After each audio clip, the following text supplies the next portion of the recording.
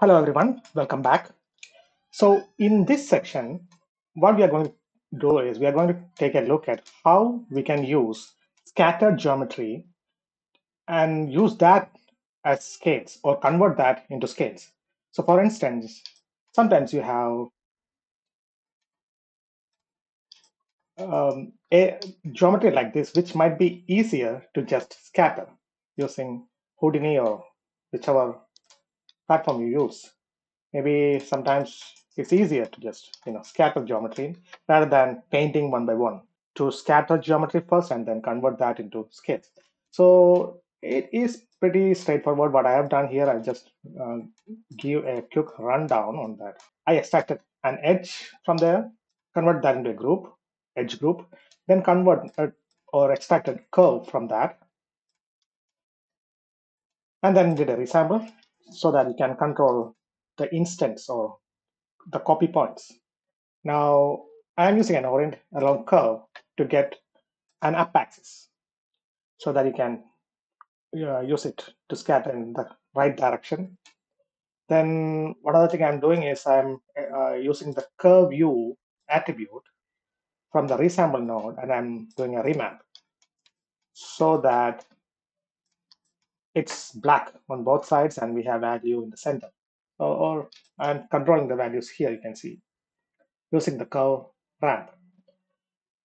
Now I'm putting down an attribute wrangle to just convert the p-scale into scale attribute, which is a vector. So p-scale is a float attribute. I'm converting that into a scale attribute so that I have all three axes, x, y, and z. And the y-axis is controlled by p-scale. Now I'm deleting of p-scale so that it doesn't interfere with the copy to points. Now in the copy to points, you have the geometry copied. And I have here geometry. You can create this geometry anywhere. So this is a simple piece of geometry that I have. Smooth wireframe. So it's very simple. And then you copy that and then control the scale of these using this curve view ramp attribute. So you change it and you can change it here. I will show you actually this side. See, you can control it that way. Now I do a sub D after that, so that it's smooth. If you need more modeling, you can do that. But the thing is that this won't be copied exactly. Only the silhouette will be copied over to and converted to scales. So I'll show you that in a minute what I mean.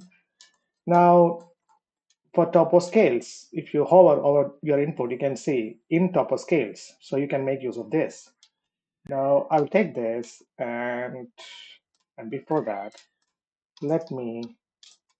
So this is the iris we have so far. And now what I will do is I will move to tiles pane so that it's a bit easier to see. Now I will plug in this in top of scales. Give a few seconds and you can see how the colors or how the geometry will be transferred over. Basically, it will generate all these shape matching our geometry. Now, as usual, you can generate scales directly, or you can just take a look at the scales low version, which is much more easier to see.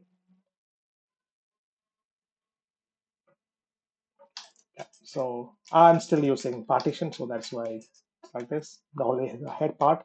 So this is how it roughly translates. And now you will just generate scales. So I will overwrite 6.